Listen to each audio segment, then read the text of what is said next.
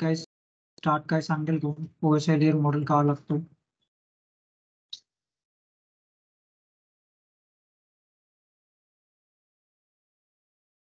OSI layer model का लागतो?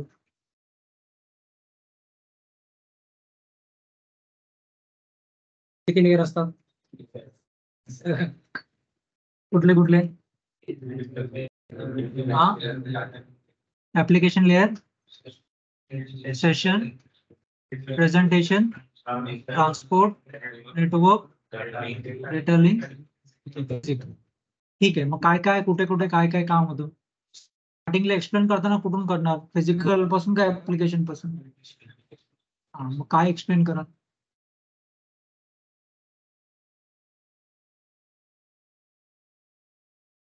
Hello. हा आहे ना, बोल ना. अच्छा, झालंय का? चांगलं आहे, चांगलं आहे. हा हा. अच्छा. हा हा. ते ऑन जॉबच असणार. हा, ते ऑन जॉबच असते ते. त्याच्यात स्पेसिफिक असं कोण ट्रेनिंग घेणार नाही, ऑन जॉबच असणार. अजून 1 महिना लागेल का?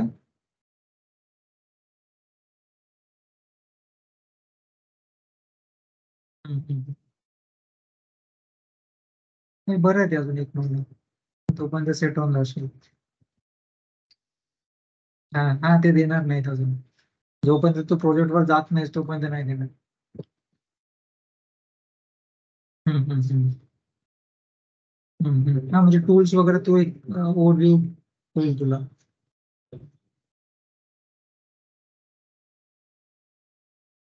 हा, चांगलं आहे, ठीक आहे. ते तुला एक आता बॅच होती ना, तुला कॉल करतो मी नंतर.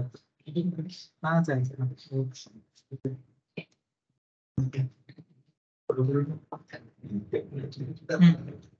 बोला, काय सांगाल? ऍप्लिकेशन लेअर मध्ये काय होतं नक्की?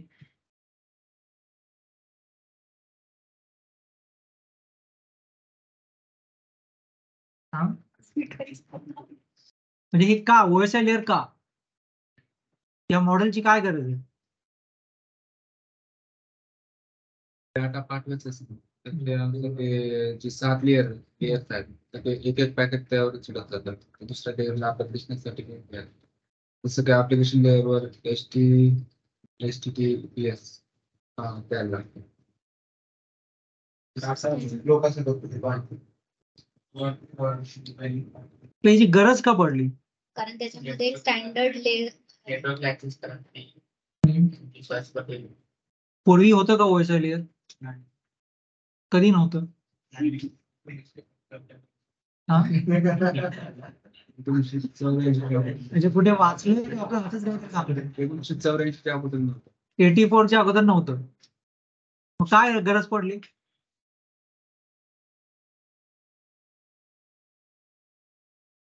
कसं आहे, प्रत्येक कंपनी जे डिव्हाइस बनवते त्याचं स्पेसिफिक ऍप्लिकेशन असणार, त्याचं स्पेसिफिक वे ऑफ कम्युनिकेशन असणार. मग पूर्वी समजा मायक्रोसॉफ्ट होतं, आयबीएम होतं. मग मायक्रोसॉफ्ट आणि आयबीएमच्या डिव्हाइस मध्ये कम्युनिकेशन कसं होणार? मग कुठे स्टँडर्डाइज प्रोसेस पाहिजे की ही प्रोसेसच सर्वांनी फॉलो केली पाहिजे. मग त्यासाठी मग त्यांनी यासाठी आयोसीने डिसाईड केले की नाही, मग आपण ओएसआय लेअर मॉडेल असेल, जे काही सगळे डिव्हाइस बनवते ते सगळे ओएसआय लेअर प्रोसेस फॉलो करतात.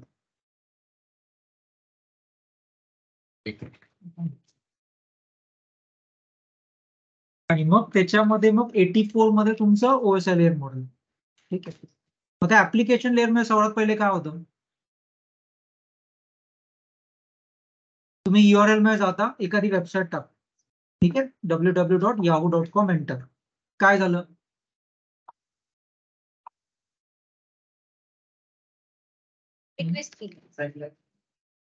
वेबसाईटला ऍक्सेस करू शकतो रे, पण बॅकएंडला संपूर्ण ओएसआय लेअर येतो. रिक्वेस्ट केली. रिक्वेस्ट केली, कुठली रिक्वेस्ट होती ती? कुठल्या टाईपची रिक्वेस्ट होती? कुठली सर्व्हिस वापरली गेली तिथे?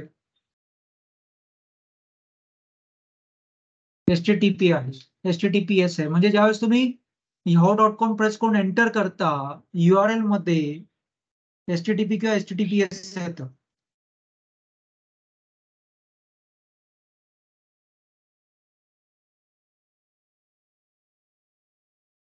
इथे हा जो पार्ट आहे, इथे सर्वात पहिले डिफाईन होते सर्व्हिस कुठली वापरायची. ती सर्व्हिस इथे येते.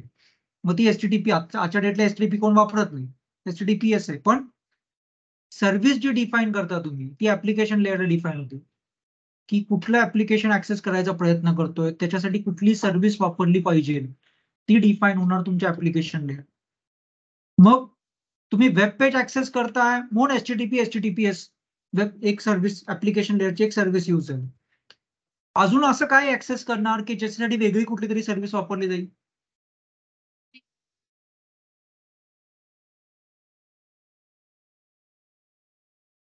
FTP file transfer protocol. एखादा डेटा ऍक्सेस करायचा आहे, तो तुमच्या लेट्स ऍक्सेस करायचा आहे म्हटल्यावर तो कुठेतरी एका सर्व्हरवरती असणार. मग तो ऍक्सेस कसा करणार तुम्ही? त्या सर्व्हरचा ऍक्सेस घ्यावा लागेल ना, तो एफटीपी सर्व्हर आहे. मग तिथे आपल्याला असं टाकावं लागतं एफटीपी कोलन आणि मग आयपी 192.168.1.100 असं टाकावं लागतं. म्हणजे ज्यावेळेस तुम्ही एफटीपी सर्व्हिस ऍक्सेस करता त्यावेळेस ऍप्लिकेशन लेअरला तुम्हाला डिफाईन करावं लागेल. इथे जर तुम्ही फक्त 192.168.1.100 टाकलं तर तो समजून जातो की ही एचटीटीपी सर्व्हिस वापरायची. पण तुम्हाला एफटीपी सर्व्हर ऍक्सेस करायचा आहे म्हणजे तुम्हाला एफटीपी सर्व्हिस वापरावी लागेल. मग ऍप्लिकेशन लेअरला तुम्हाला डिफाईन करावं लागेल एफटीपी कोलन डबल स्लॅश. अजून काय चालतं इथे? टेलनेट एसएसएच ती पण एक सर्व्हिस आहे. एखाद्या डिव्हाइसचा तुम्ही ऍक्सेस घ्यायचा मग तुम्हाला टेलनेट जे काय एसएसएच ही सर्व्हिस आहे, ती ऍप्लिकेशन लेअरला चालते. येते लक्षात? म्हणजे ह्या सर्व्हिसेस ज्या आहेत, म्हणजे तुम्ही yahoo.com एंटर केल्यापासून सर्वात पहिले काय फाइंड आउट केलं जातं की हे कुठल्या टाईपचं ऍप्लिकेशन आहे आणि त्याला कुठली सर्व्हिस वापरली गेली पाहिजे. हे सर्वात पहिले ऍप्लिकेशन लेअरला डिसाईड होतं. म्हणजे काय, तुमचा जो काही डेटा आहे हा तुमचा डेटा होता. हा डेटा म्हणजे काय, इथे करू, हा तुमचा डेटा होता. या डेटामध्ये काय, तुमची रिक्वेस्ट. सर्वात पहिले ऍप्लिकेशन लेअरचं एक लेबल लागेल, त्याच्यामध्ये सर्व्हिस डिफाईन होईल की डेटा जो आहे हा डेटा कुठल्या टाईपचा डेटा आहे. एचटीटीपी म्हणजे वेब सर्व्हिसेस. डेटा कुठल्या टाईपचा म्हणजे वेब सर्व्हिस. एचटीटीपी सर्व्हिस आहे पण वेब ऍप्लिकेशन एचटीटीपी किंवा टेलनेट एसएसएच हे कुठलं ऍप्लिकेशन झालं.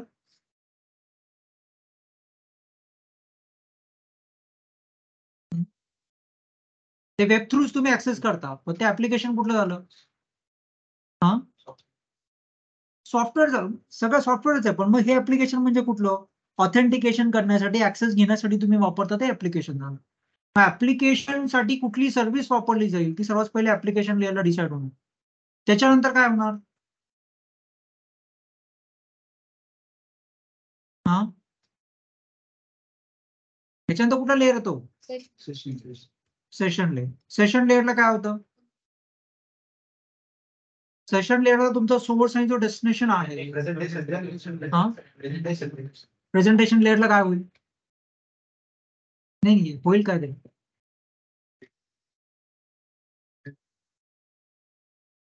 हा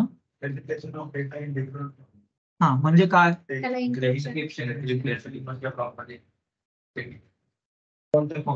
म्हणजे काय, जे काय तुमचं एमपीजी आहे, जेपीईजी आहे, पीडीएफ आहे, ते फॉर्मॅट इथे डिफाईन होईल. आणि त्याच्याबरोबर तुमचं इन्क्रिप्शन जे आहे ते तुमचं प्रेझेंटेशनला, मग सायफर टेक्स्ट कुठला वापरलाय ते सगळं डिफाईन तुमचं प्रेझेंटेशन लेअरला होणार. म्हणजे इथे तुमचं जे काय असेल एमपीईजी किंवा तुमचं इन्क्रिप्शन कुठलं वापरलंय, सायफर टेक्स्ट वापरलंय, कुठलं वापरलंय ते तुमचं इथे डिफाईन आहे. त्याच्यानंतर म्हणजे अजून तुमचा डेटा गेला नाही. त्याच्यानंतर काय, सेशन. सेशन म्हणजे काय, तुमचा सोर्स आणि डेस्टिनेशन मध्ये एक ऑथेंटिकेशन सेशन बिल्ड होईल. त्यासाठी कुठला प्रोटोकॉल वापरला जाईल,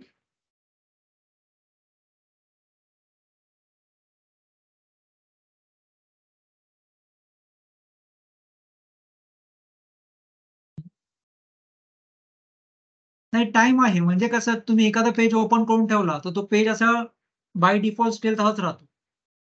पण जर तुम्ही एखादं बँकिंग ऍप्लिकेशन ओपन केलं तर ते बँकिंग ऍप्लिकेशन 1-2 मिनिटानंतर जर तुम्ही नाही परत त्याच्यावर गो थ्रू केलं तर तो क्लोज होऊन जातो. मग सेशन एस्टॅब्लिश करायचं आणि ते मेंटेन ठेवायचं हे काम तुमचं सेशन लेअरचं असतं. तिथे कुठला प्रोटोकॉल आहे?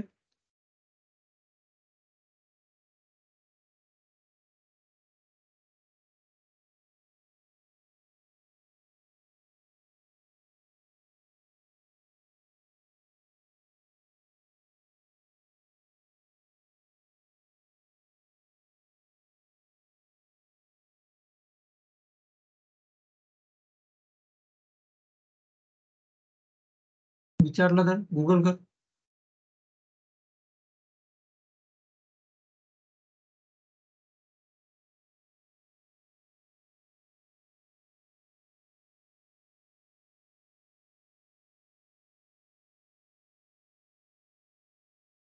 हा.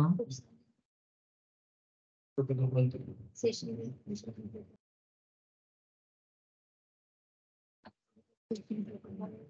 एखादा तुम्हाला सांगता आलं पाहिजे, भले तो काय काम करतो हे नाही, पण एखादा नाव तुम्हाला, एक प्रोटोकॉल जनरली जो कुठला असेल फंक्शन म्हणजे प्रोटोकॉल खाली एखादं नाव आहे ना, ते तुम्हाला जर विचारलंच तर तुम्हाला ते माहित पाहिजे. नाही, प्रोटोकॉल SCP ना, ASP SCP. ह्याच्यामध्ये थोडस फार एक माहिती करून घ्या, कुठलाही एक कुठला तरी. हा, API application interface, programmable interface. API हे तुझं ऍप्लिकेशन झालं, तू सेशन बिल्ड करण्यासाठी नाही वापरणार. म्हणजे API चा लॉंग फॉर्म काय? मी समजतो ते API वेगळं.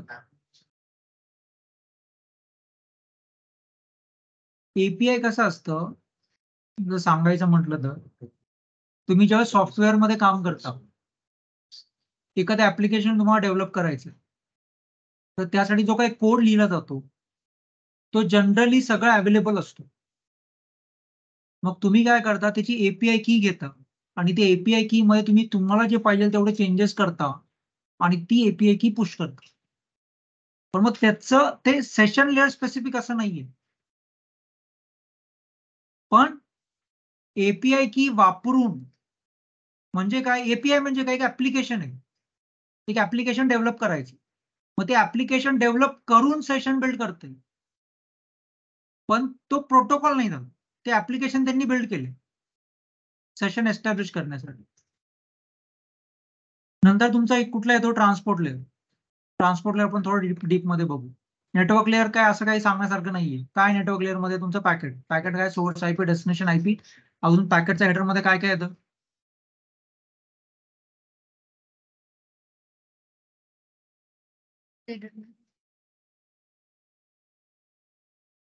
पॅकेटच्या हेडरची साईज तुम्हाला माहित पाहिजे. पॅकेटच्या हेडरची साईज काय, आणि त्याच्यामध्ये काय तुमचा सोर्स IP येणार, डेस्टिनेशन IP येणार, अजून काय येणार.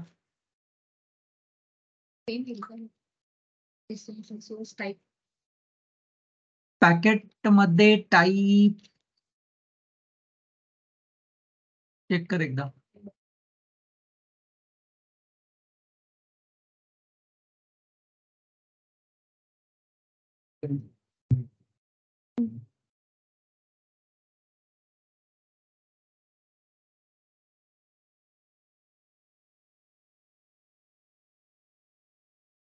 नेटवर्क हेडर असं टाकायचं.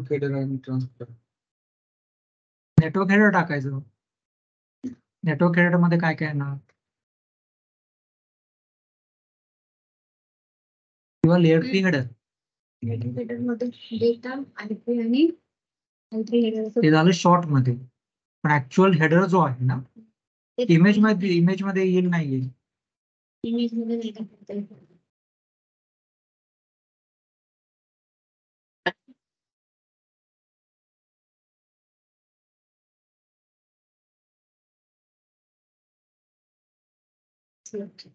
Source IP, destination IP, protocol आणि सेगमेंट असतात.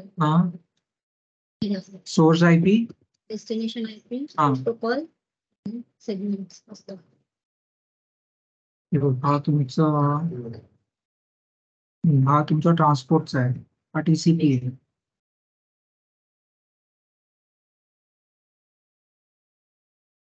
नेटवर्क हेडर टाक किंवा नेटवर्क पॅकेट.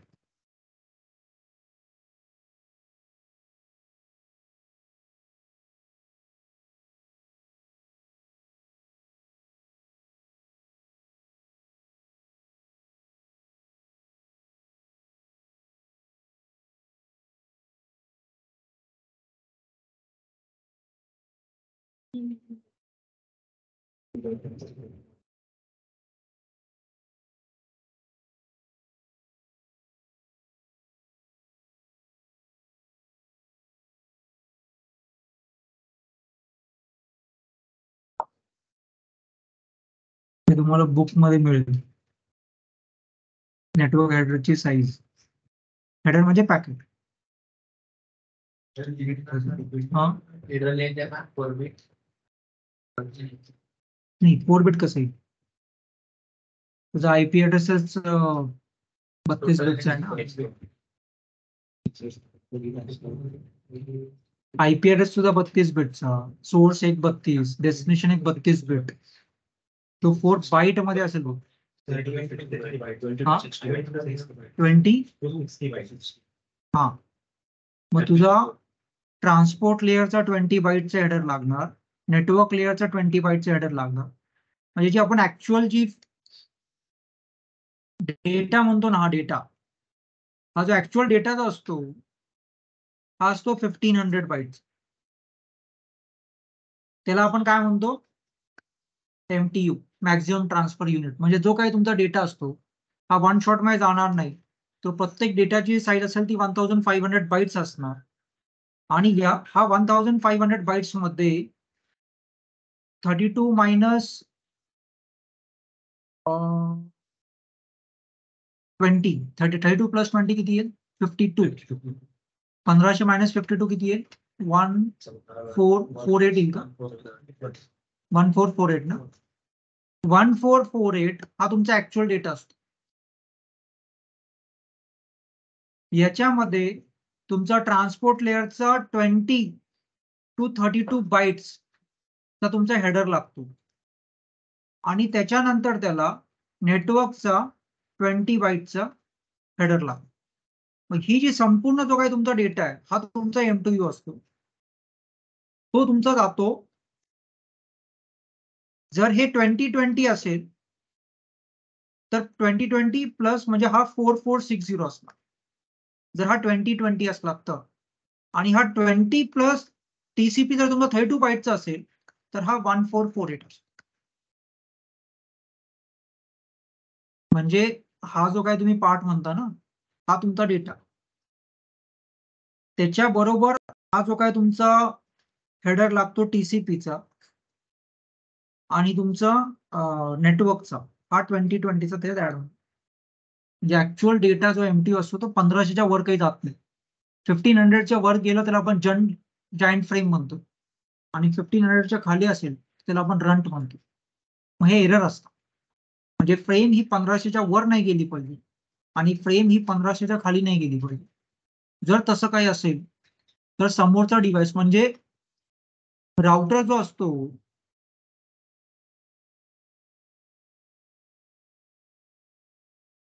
राउटर जो असतो याच्या बाय डिफॉल्ट पोर्टला सेटिंग असते 1500.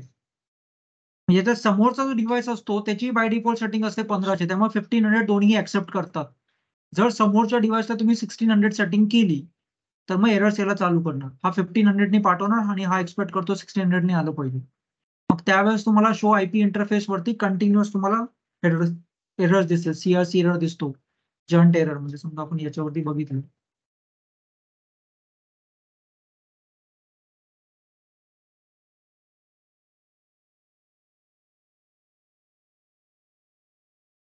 तो इंटरफेस कुठला आहे, लेट्स से 0/0.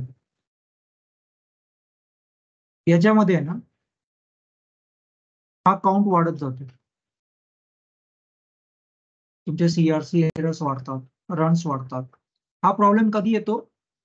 ज्यावेळेस तुम्ही एखादी लीज लाईन वगैरे घेतली ब्रॉडबँडला येत नाही, त्यावेळेस ती जी लाईन येते ती तुमच्या राउटरला टर्मिनेट होते, पण ती लाईन येते कुठून?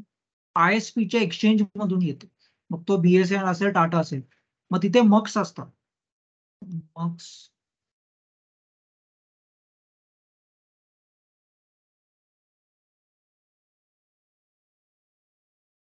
ती केबल डायरेक्ट राउटर मधून येत नाही.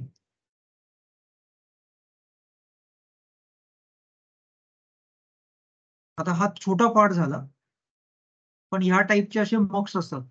म्हणजे जो जेवढा रॅक आहे ना तेवढ्या साईजचे मग त्याला DVDM म्हणतात. मग तिथून त्या फायबर निघतात आणि त्या फायबर येताना येऊन मग तुमच्या प्रिमायसेस मध्ये येतात. मग ती फायबर पहिली कन्व्हर्टरला टर्मिनेट होते आणि तिथून मग ती राउटरला होते. मग कधी कधी बऱ्याच वेळेस त्या साईडला जे काही कॉन्फिगरेशन असतं, मग त्या साईडला कॉन्फिगरेशन आणि आपल्या साईडचं कॉन्फिगरेशन हे मॅच करून घ्यावं लागतं. म्हणून ISP जेव्हा लीज लाईन देतो तेव्हा तो तुम्हाला सांगतो की तुम्हाला MTU किती पाहिजे. तुम्हाला जे जास्त MTU पाहिजे असेल तर त्याच्या साईडला मग तो जास्त तुम्हाला जो पाहिजे सेट करून देईल, नाही तर बाय डिफॉल्ट 1500 असतो. मग त्या 1500 मध्ये तुमचा संपूर्ण डेटा आला पाहिजे. मग जर तुमचा हेडर जास्त असेल तर तुमच्या डेटाची साईज तुमची कमी राहणार. आणि मग ट्रान्सपोर्टचा जो हेडर असेल तो 20 ते 32 मध्ये असतो. Minimum 20, maximum 32.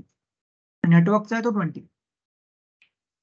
मग आता याच्यामध्ये तुमचा नेटवर्क लेअरचा हेडर लागणार, त्याच्यामध्ये तुमचा सोर्स डेस्टिनेशन जे काय असेल, आणि L2 मध्ये तुमचा सोर्स डेस्टिनेशन मॅक आणि तुमचा टाईप आणि बाकी अजून काही 2-3 गोष्टी असतील. इथरनेटच्या फ्रेमची साईज किती हेडरची? त्याची साईज नाही तुम्ही सांगितलं, नेटवर्कच्या हेडरची साईज ती 20 आली. आणि तुमचं याचा इथरनेट फ्रेमचा साईज? इथरनेट फ्रेमचा size 26 bytes total. Minimum 46 bytes minimum packet size. त्याच्यामध्ये हेडर 46 नाही, header plus packet size equals to 64 bytes. 64 header bytes मध्ये काय काय? डेस्टिनेशन मॅक तो 48 झाला बिटचा. 18 byte header payload 46 bytes. 18 byte payload म्हणते, पेलोड सोडून दे. हा दुसरा 46 काय म्हणते तू? तर 46 सांगितले, म्हणजे हेडर प्लस. मग हेडर मध्ये काय? हेडर मध्ये आहे हेडर प्लस ट्रेलर आहे 18. हेडर मध्ये काय? हा हेडर आहे ना. हेडर मध्ये काय? 22 आहे टोटल. Preamble SFD. हा सोर्स मॅक आला, हा 6 बाईट, तो 6 बाईट 12 बाईट झाला. टाईप तुझा 2 बाईट, टोटल 22 झालं. हेडर 14 झाला तो. हे 22 आणि हे 6. 4. हा पहिला काय? 26. प्रीएम्बल किती बाईटचे दिले? 7 बाईट. प्रीएम्बल का लागतं? प्रीएम्बल सिंक्रोनायझेशन साठी, डेटा सिंक्रोनायझेशन साठी. SFD लिहिलाय, डेस्टिनेशन, सोर्स आणि टाईप. 12, 13, 14, 15 आणि हा 7. हा 22 आहे टोटल आणि हा 4. 26. हा ट्रेलर आहे. तो ट्रेलर एक लागेल ना 4 बाईटचा. तो 26 बाईटचा ऍक्च्युअल तुझा हेडर झाला. पेलोड वेगळा. तुम्ही हेडरची साईज सांगता ती 26 बाईट सांगता, नेटवर्कची तुम्ही 20 सांगता, ट्रान्सपोर्टची तुम्ही 20 सांगता, आणि बाकीचा जो काय राहतो तुमचा पेलोड राहतो, तो हे सगळं ऍड करायचं आणि प्लस ऍड करून 15च्या मधून ते मायनस करायचं. जे काय राहील तो तुमचा पेलोड राहतो. आता याच्यामध्ये ट्रान्सपोर्ट लेअरला काय काय होईल? हे बाकी तर तुमचं L2 आणि L3 चे लेबल्स लागतील. Source Mac, destination Mac, source IP, destination IP. जो मेन खेळ येतो तो तुमचा ट्रान्सपोर्ट लेअरला येतो. मग ट्रान्सपोर्ट लेअरला तुमचं काय काय होईल?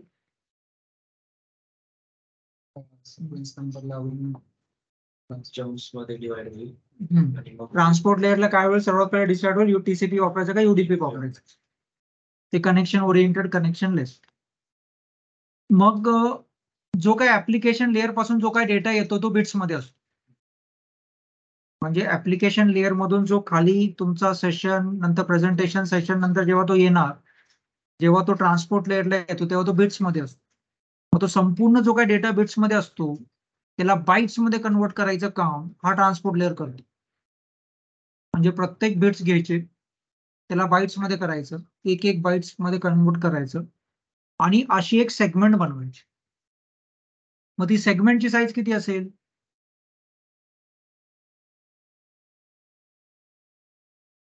जो काय तुमचा सेगमेंट असेल त्याची साईज किती असेल? त्याची जी साईज असेल ती 20 + 20 मायनस केला म्हणजे 1460 किंवा 1448. म्हणजे जर तो 20 आणि हेडर टीसीपीचा 32 लागला तर तो 1448 असेल किंवा 1460 हा तुमचा सेगमेंट बनला. 1460 बाईटचा. म्हणजे तुमचं ऍप्लिकेशन लेअर वरून जे बिट्स आले होते, सिंगल सिंगल सिंगल जे बिट येतोय त्याला क्लब केलं बाईट्स मध्ये, असं एक सेगमेंट बनवलं 1460 किंवा 1448चा. हा एक मोठा सेगमेंट बनतो. मग हे कुठे होतं? तर हे तुमचं ट्रान्सपोर्ट लेअरला होतं, म्हणजे सेगमेंटेशन. आणि प्रत्येक सेगमेंटला तुमचं L2 आणि L3चं लेबल लागलं. म्हणजे एक सेगमेंट बरोबर तुमचं L2 L3 हेडर, परत दुसरा सेगमेंट त्याच्यावर L2. म्हणजे एखाद्या ऍप्लिकेशन जर तुम्ही युट्यूब ऍक्सेस करता तर ते युट्यूब ऍक्सेस करताना जे काही बिट्स मध्ये जो काही डेटा येतो तो काय तुमचा 1 GB वगैरे असेल, त्या संपूर्ण डेटा ट्रान्सपोर्ट लेअरला आल्यानंतर तो बिट्सला बाईट मध्ये कन्वर्ट करतो आणि ते सगळे एक एक बाईट्स इंडिव्हिज्युअल ठेवत नाही, त्या सगळ्या बाईट्सला क्लब करतो, 1460 मध्ये बसवतो आणि एक सेगमेंट बनवतो. असे मल्टिपल सेगमेंट्स बनतात आणि प्रत्येक सेगमेंटला एक लेबल लागतो, तो तुमचा नेटवर्क लेअरचा लेबल आणि तुमचा याचा L2चा म्हणजे तुमचा मॅक ऍड्रेसची फ्रेम लागणार. आणि हे 1 by 1 जातं. म्हणजे पहिलं ट्रान्सपोर्ट लेअरचं काम काय? की सेगमेंटेशन करणं. दुसरं काय काम राहणार? म्हणजे तेच झालं ना, तो बिट्स टू बाईट्स मध्ये कन्वर्ट करतो आणि बाईट्स मध्ये कन्वर्ट केल्यानंतर ते सगळे बाईट्स एक एक बाईट्स इंडिव्हिज्युअली पाठवत नाही, पण सगळे बाईट्स किती बाईट्स घेतो? मग ते 1460 बाईट घेतो किंवा 1448 घेतो आणि मग एक सेगमेंट बनवतो. आणि प्रत्येक सेगमेंटला लेबल लागतो, तुमच्या L2 आणि L3चा लेबल लागतो. हे सेगमेंटेशनचं सगळं काम झालं तुमचं ट्रान्सपोर्ट लेअर. अजून काय करतो ट्रान्सपोर्ट लेअर?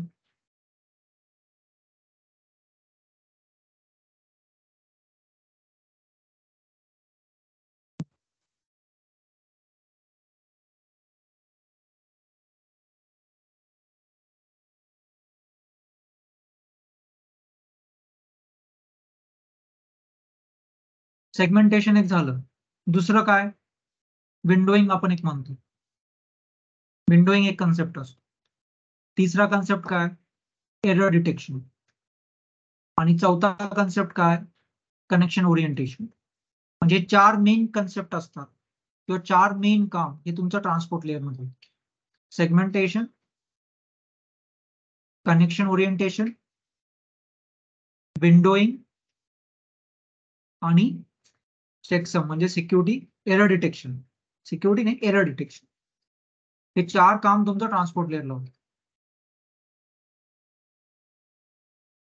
ठीक आहे.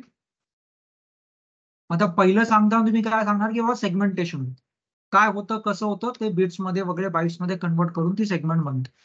प्रत्येक सेगमेंट बनली तर सेगमेंटला तुमचा L2 आणि L3चा लेबल लागणार आणि ते जाणार. आता अजून डेटा तुमचा गेला नाहीये. ठीक आहे. मग पहिलं काम सेगमेंटेशन. दुसरं काम काय? विंडोइंग. आता विंडोइंगचा काय कन्सेप्ट असतो? जर तुम्ही टीसीपी हेडर बघितलं तर टीसीपी हेडर आपण काय म्हणलं किती बाईटचा असतो? 20 बाईट्स, 20 किंवा 32 या रेंजमध्ये.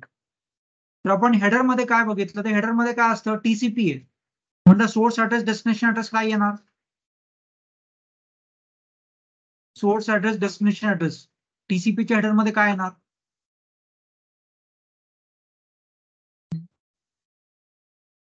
लेयर 2 ला सोर्स ऍड्रेस डेस्टिनेशन ऍड्रेस काय वापरला जातो? मॅक. लेयर 3 ला सोर्स ऍड्रेस डेस्टिनेशन ऍड्रेस काय वापरला जातो?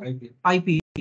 लेयर 4 ला म्हणजे ट्रान्सपोर्ट ला सोर्स डेस्टिनेशन ऍड्रेस काय वापरला जाईल? पोर्ट. म्हणजे टीसीपी हेडर मध्ये सर्वात पहिली गोष्ट काय असणार? Source port, destination port. त्याचा इमेज मिळेल तुम्हाला. सोर्स पोर्ट, डेस्टिनेशन पोर्ट, नंतर सिक्वेन्स नंबर, त्याच्यानंतर ऍक्नॉलेजमेंट नंबर, त्याच्यानंतर विंडो साईज, त्याच्यानंतर 6 फ्लॅग चेकसम म्हणजे हे अजून याच्यामध्ये काय 2-3 ऍड होतील. ते बघ याच्यामध्ये आहे ना टीसीपी हेडरचा इमेज बघू आपण.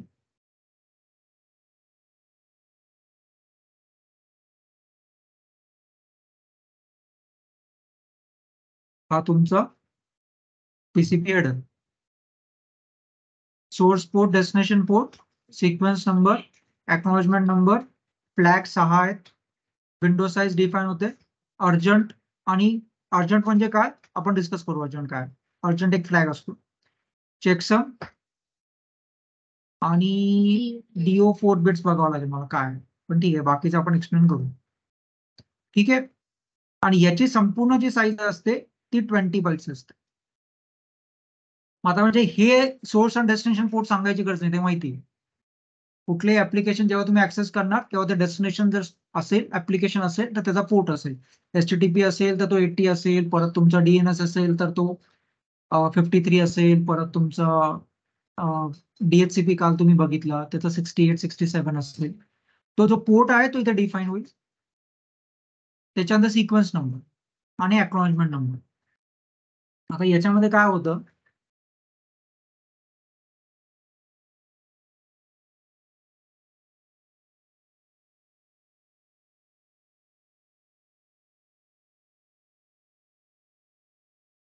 हा तुमचा सोर्स आहे, हा डेस्टिनेशन.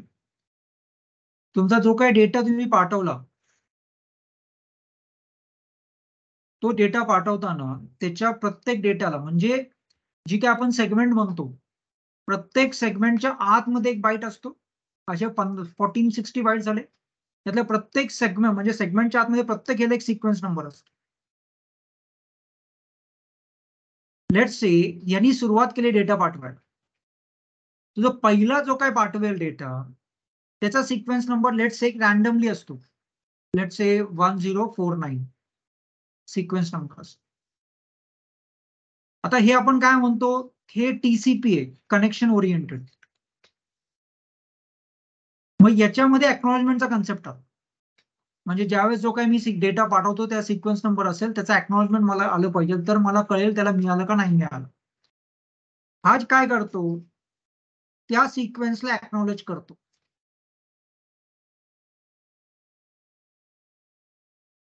एक नंबर वाढवून. म्हणजे काय, 1049 सिक्वेन्स नंबरचा डेटा आला, मी एक्नॉलेज करतो 1050. याचा अर्थ काय, मला 1049 पर्यंत मिळालंय, तू 1050 पाठव. मग आता हा काय करणार, हा सिक्वेन्स पाठवणार 1050, त्याला हा एक्नॉलेज करतो 1051. हे असं चालू असतं दोघांमध्ये. मग आता हा सोर्स डेस्टिनेशनला पाठवतोय, पण डेस्टिनेशन पण सोर्सला पाठवतोय ना डेटा. हे तर फक्त आपण वन साइड बघितलं. मग डेस्टिनेशनच्या सोर्सला पाठवणार,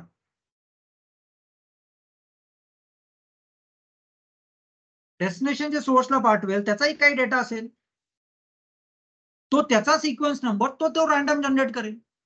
आणि तिथून पुढे तो त्याचा जो काही सिक्वेन्स नंबर रॅन्डम जनरेट करेल तो तिथून पुढे एक एकने इन्क्रीमेंट होता. म्हणजे सिक्वेन्स नंबर काही झिरोने स्टार्ट होता असं नाही. मला एखादा डेटा पाठवायचा आहे तर मी सर्वात पहिले माझं जी काही ऑपरेटिंग सिस्टीम आहे ती माझी ऑपरेटिंग सिस्टीम जो काही डेटा पाठवायचा आहे तो पहिली जी काही डेटा फ्रेम पाठवली जाईल त्याचा एक सिक्वेन्स नंबर, समजा लेट्स इथे सिक्वेन्स नंबर घेतला 2096, ती याला मिळाली, हा त्याला एक्नॉलेजमेंट करणार की 2096 मिळाली, 2097 पाठव. आणि मग हा त्याच्या पुढे मग परत सिक्वेन्स नंबर दुसरा पाठवेल 2097. हा तुमचा एक्नॉलेजमेंटचा कन्सेप्ट. म्हणजे कनेक्शन ओरिएंटेड जे आपण म्हणतो ते यासाठी म्हणतो. हे सिक्वेन्स नंबर, एक्नॉलेजमेंट नंबर हा UDP मध्ये मिळणार नाही. म्हणजे UDPचा जर हेडर बघितला तर तिथे का मिळणार नाही, कारण ते कनेक्शन लेस आहे. मग कनेक्शन लेस आहे तर इथे तो इथे कसा येईल. सिक्वेन्स नंबर, एक्नॉलेजमेंट नंबर मुळे काय होतं, कुठले मिळालं कुठले नाही मिळालं हा तुमचं इंटिग्रिटी राहते आणि मग त्यामुळे डेटा लॉस झालेला कळतो आणि मग तो परत रिसेंड करायचा मेकॅनिझम. पण UDP मध्ये हे नसल्यामुळे UDP मध्ये तो फक्त ट्रान्सफर करत राहतो. समोरच्याला भेटेल नाही भेटेल. तुमचा टीसीपी आणि युडीपी मध्ये हा तुमचा main difference. Connection oriented, connectionless. मग आता याच्यामध्ये संपूर्ण जो काही खेळ राहतो तो तुमचा सिक्वेन्स नंबर आणि एक्नॉलेजमेंट नंबरवर राहतो. मग एखादा समजा याला नाही मिळालं, मग आता याच्यामध्ये कसं आहे, प्रत्येक जी काय डेटा पाठवतो प्रत्येकाला एक्नॉलेज करायचं का नाही करायचं ह्याची विंडोइंग साईज ठरलेली आहे. म्हणजे काय, आता प्रत्येकाला जर सिक्वेन्स नंबर पाठवला गेला, प्रत्येकाला एक्नॉलेजमेंट पाठवत गेलं, तर हा तुमचा एक एक्स्ट्रा हेडर झाला ना, एक्स्ट्रा पेलोड झाला. मग आता याला कमी कसं करायचं, की हा सिक्वेन्स नंबर 1049 पाठवेल, सिक्वेन्स नंबर 1051 पाठवेल, 50, सिक्वेन्स नंबर 1051 पाठवेल, सिक्वेन्स नंबर 1052 पाठवेल आणि मग हा एक्नॉलेजमेंट पाठवेल 1053.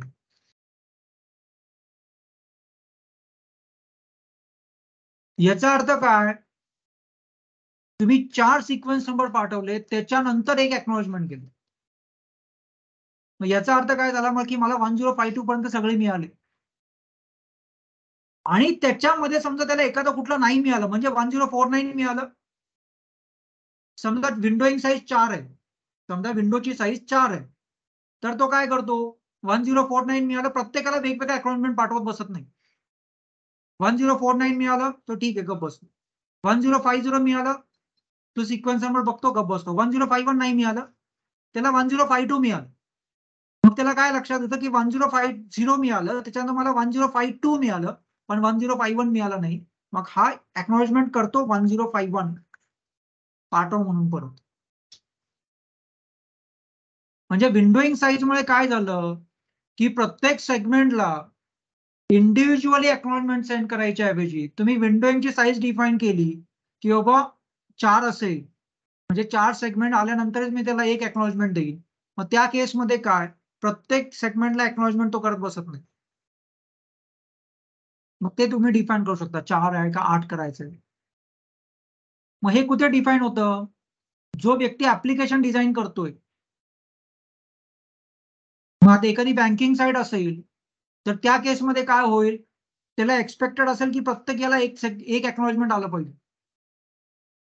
एक जनरल साईट असेल, मग जो जसा ऍप्लिकेशन डिझाईन करतोय त्याच्यावर तो डिसाईड करेल की मला जो काय एक्नॉलेजमेंट मिळाला पाहिजे ते किती सेगमेंट नंतर मिळाला पाहिजे.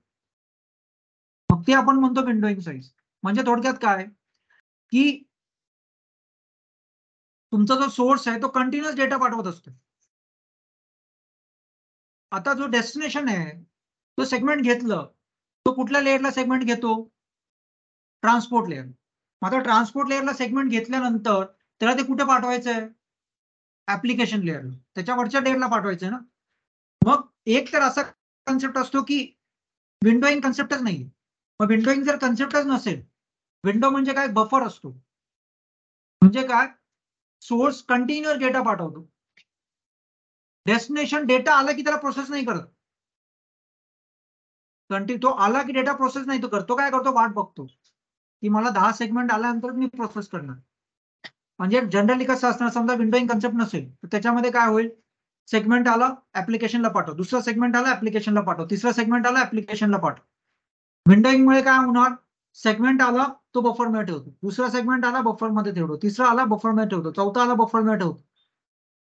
याचा ऍडव्हान्टेज काय होतो, की समजा एकाची ट्रान्सफर करायची स्पीड आणि रिसीव्ह करायची स्पीड जर वेगवेगळी असेल, तर ह्या केसमध्ये जो काही व्यक्ती सेंड करतोय तो समजा 10 Mbps नी सेंड करतोय, 100 Mbps नी सेंड करतोय, रिसिव्हरची जी स्पीड आहे ती समजा 5 Mbps ची आहे, तर याच्यामुळे डेटा लॉस होणार.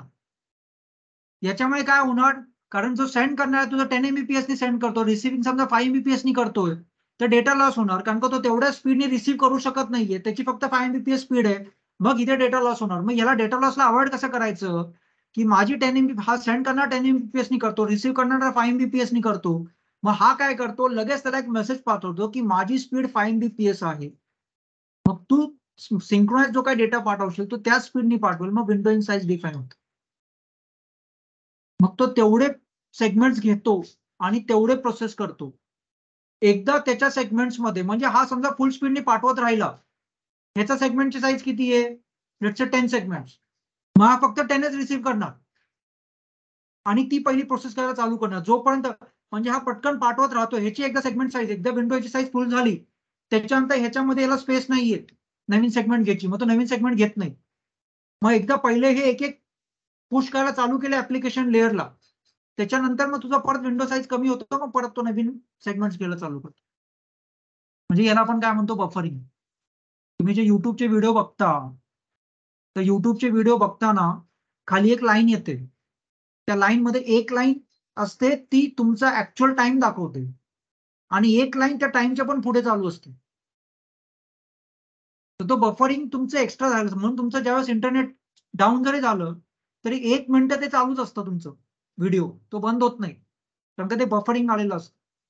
म्हणजे बफरिंगची जी साईज आहे ते ऑटोमॅटिकली सोर्स अँड डेस्टिनेशन मध्ये ती डिसाइड होते की काय ठेवायची.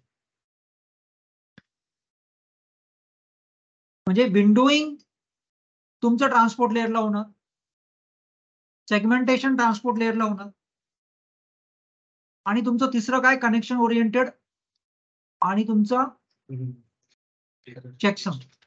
चेकसम काय करतो, जो काय तुम्ही डेटा पाठवता तो डेटा पाठवायच्या अगोदर त्याच्यावरती अल्गोरिदम रन होतो.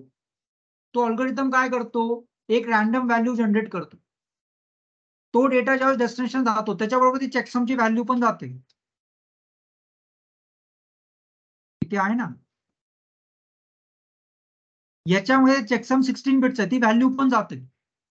ज्यावेळेस डेस्टिनेशनला जाणार, डेस्टिनेशन बघतो चेकसमची व्हॅल्यू काय, आणि परत तोच अल्गोरिदम वापरून त्याच डेटावरती रन करतो आणि परत एक व्हॅल्यू जनरेट करतो, आणि ती व्हॅल्यू त्यांनी जनरेट केलेली व्हॅल्यू आणि चेकसम आलेल्या डेटाची चेकसमची व्हॅल्यू ती कम्पेअर करतो.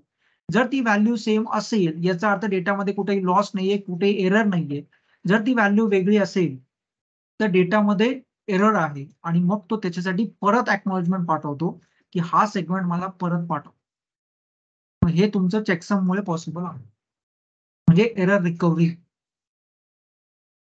म्हणजे जे काय 4-5 मेन ऍप्लिकेशन म्हणतो आपण ट्रान्सपोर्ट लेअरचे, त्याच्यामध्ये एरर डिटेक्शन आणि रिकव्हरी. डिटेक्ट झालं आणि मग रिकव्हरी करण्यासाठी मग परत तो एक्नॉलेजमेंट पाठवेल की हा सेगमेंट मला परत पाठव, मग तो परत पाठव. मग हे तुमचं चेकसमला. चौथं जे मेन काम आहे ते कनेक्शन ओरिएंटेशन. मग कनेक्शन ओरिएंटेशन मध्ये काय होणार, पहिले कनेक्शन बिल्ड होतं, कनेक्शन बिल्ड होतं आणि त्याच्यानंतर तुमचा डेटा ट्रान्सफर होतो. जर कनेक्शन बिल्ड नाही झालं तर डेटा ट्रान्सफर होत नाही. मग कनेक्शन बिल्ड व्हायला आपण काय, टीसीपीला आपण एक मेकॅनिझम आहे त्याला आपण काय म्हणतो, 3 वे हँडशेक.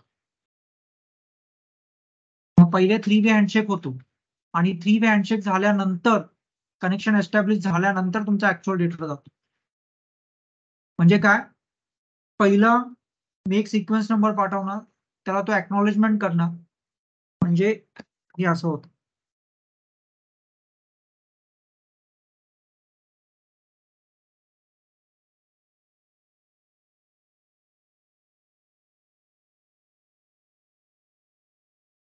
सर्वात पहिले हा काय करेल, एक सिक्वेन्स नंबर पाठवेल. Let's say sequence number 1. हा त्याला एक्नॉलेजमेंट करेल. हा झाला याच्या पॉइंट ऑफ व्ह्यू. याला पण कनेक्शन एस्टॅब्लिश करायचे, मग हा याचा सिक्वेन्स नंबर पाठवेल. हा त्याला एक्नॉलेजमेंट करेल.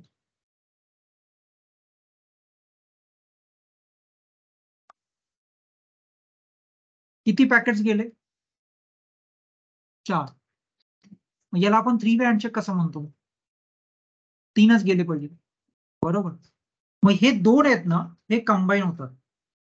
हे बघ, याला सिक्वेन्स नंबर 1 पाठवला, हा काय करतो, त्याला एक्नॉलेजमेंट पाठवतो.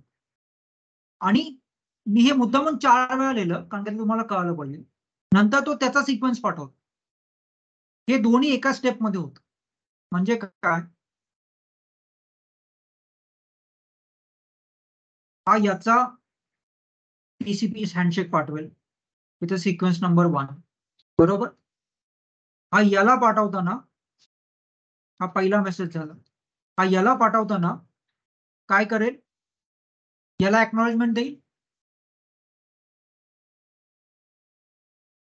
आणि याच्यामध्येच स्वतःचा TCP डेटा पण पाठवेल. बरोबर. हा तिसरा काय करतो, ऍक्नॉलेजमेंट. हा जो सिक्वेन्स नंबर पाठवलाय त्याला ऍक्नॉलेज करतो. म्हणजे हा तुमचा 3 वे हँडशेक झाला. म्हणजे पहिले दोन्ही साईडनी कनेक्शन एस्टॅब्लिश होत आणि दोन्ही साईडनी कनेक्शन एस्टॅब्लिश झाल्यानंतर मग तुमचा डेटा ट्रान्सफर होतो. आणि कनेक्शन क्लोज होताना सुद्धा 3 वे हँडशेक होतो. क्लोज करताना पण त्यावेळेस काय होतं, फिनिश नावाचा तुमचा फ्लॅग वापरलो. इथे जो फ्लॅग वापरला होता तो सिंक वापरला होता. सिंक आणि ACK. हा पहिला पाठवणार सिंक, नंतर येणार ACK आणि मग हा पण पाठवणार सिंक. म्हणजे सिंक आणि एक्नॉलेजमेंट कन्सेप्ट कनेक्शन इनिशिएट करण्यासाठी आणि कनेक्शन क्लोज करण्यासाठी फिन मेसेज, फिन किंवा रिसेट. म्हणजे जे फ्लॅग म्हणतो ना आपण, हे फ्लॅग आहेत ना, हे इथे नुसते फ्लॅग म्हटलेत ना, ह्याच्यामध्ये 6 आहेत. तेव्हा इथे याच्यामध्ये आहे ना, सिंक आणि एक्नॉलेजमेंट हे कनेक्शन इनिशिएट करण्यासाठी, म्हणजे कनेक्शन बिल्ड करण्यासाठी, म्हणजे 3 वे हँडशेक जो पहिल्यांदा येतो तो. कनेक्शन क्लोज करताना फिनिश आणि तुझं रिसेट RST हे 2 मेसेज. आणि अर्जंट आणि पुश हे 2 फ्लॅग वेगळे.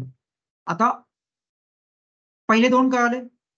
कनेक्शन एस्टॅब्लिश करायचं असेल तर सिंक मेसेज जाणार, हा याला सिंक पाठवतो विथ अ सिक्वेन्स नंबर. हा काय करणार, हा एक्नॉलेजमेंट पाठवतो त्या सिक्वेन्स नंबरला आणि याचा सिक्वेन्स नंबर पाठवतो.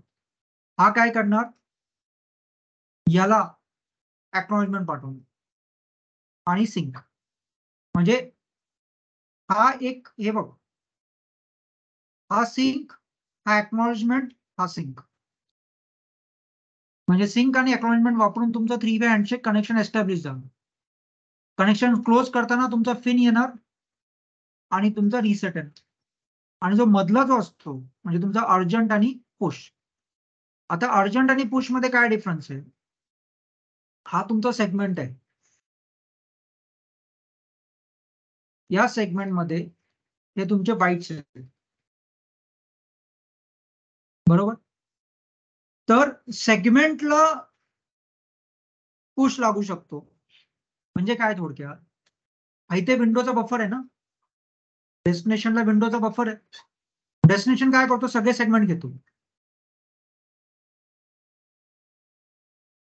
आता या सगळ्या सेगमेंटमध्ये तो बघतो कुणाला पुशचा हे काय म्हणतो आपण, हे 1 बाईटचं असतं, 1 बिटचं असतं. कुणाला पुशचा टॅब जो आहे तो 1 आहे का. तर ज्याला कुणाला पुशचा 1 असेल तो सेगमेंट सर्वात पहिले प्रोसेस करतो, म्हणजे सर्वात पहिले ऍप्लिकेशन लेअरला पाठवतो. म्हणजे समजा याला पुशचा 1 असेल, हा भले 4था आला पण याला पुशचा बिट 1 असेल तर सर्वात पहिले ऍप्लिकेशन लेअरला सर्वात पहिले पाठवतो. मग तो सिक्वेन्स नंबर बघत बसणार नाही. म्हणजे एखादं पॅकेट मला लवकर प्रोसेस करायचं तर तो पुश. अर्जंट आणि पुश मध्ये काय डिफरन्स, पुश हा सेगमेंटला पुश करतो, अर्जंट हा त्या बाईटला पुश करतो. हा सेगमेंट आहे बरोबर. या सेगमेंटमध्ये 1046 1060 हे बाईट्स आहेत ना, म्हणजे प्रत्येक बाईटला सिक्वेन्स नंबर असणार. हा जो पहिला स्टार्ट कुठे एक रॅन्डमली होणार, लेट्स से 1049, हा 1050 1051 1052 1053 1054 1055 1056. मग आता हा एक मला बाईट मला पुश करायचा आहे लवकर, मग त्याला मी अर्जंट लावून. म्हणजे हा जो सेगमेंट आला, हे बघ, हा सेगमेंट जो येतो त्या सेगमेंटमध्ये पण तो 1 बाईट वरती पाठवतो आणि हा संपूर्ण सेगमेंट प्रोसेस करायचं झाल्यानंतर तो दुसऱ्या सेगमेंटला हात लावतो. पुश कधी येणार, मला एक सेगमेंट पहिला प्रोसेस करायचा आहे दुसऱ्या सेगमेंटच्या अगोदर, तर मी त्या सेगमेंटला पुश लावणार. त्या सेगमेंटचं जे बिट आहे ते 1 होणार. पण त्या सेगमेंट पण एक हा सेगमेंट आहे, समजा त्यांनी आता ह्या सेगमेंटला काम करायला घेतलं सर्वात पहिले, तर ह्या सेगमेंटमध्ये तो 1 बाईट पुश करत राहणार. याच्यामध्ये पण ज्या बाईटला अर्जंट असेल तो बाईट पहिला पुश करणार ऍप्लिकेशन. मग हे पुश आणि अर्जंट त्यासाठी वापर. मग हा जो काही तुमचा डेटा जातो त्या डेटामध्ये तुम्हाला म्हणजे हे बघ याच्यामध्ये हे सगळे तुमचे टीसीपी जातात ना, सिक्वेन्स नंबर जातात. हा सिक्वेन्स यांनी पाठवला, यांनी सिक्वेन्स पाठवला, यांनी याला पाठवला. याच्यामध्ये हे 6 फ्लॅग असणार. त्याच्यामध्ये हा कुठल्या टाईपचा फ्लॅग आहे? सिंकचा आहे म्हणजे कुठल्या टाईपचं सेगमेंट? सिंक्रोनायझेशन साठी आहे, एक्नॉलेजमेंट साठी आहे, फिनिश साठी आहे, रिसेट साठी आहे, पुश साठी आहे का अर्जंट आहे? त्याचा प्रत्येकाला 1 असेल. समजा एखादा सिंक मेसेज असेल तर ते सिंकच 1 असेल, बाकी सगळे 0 असतील. एक्नॉलेजमेंट असेल तर तो एक्नॉलेजमेंट 1 असेल, बाकी सगळे 0 असतील. जर पुश असेल तर पुश 1 असेल, बाकी सगळे 0 असतील.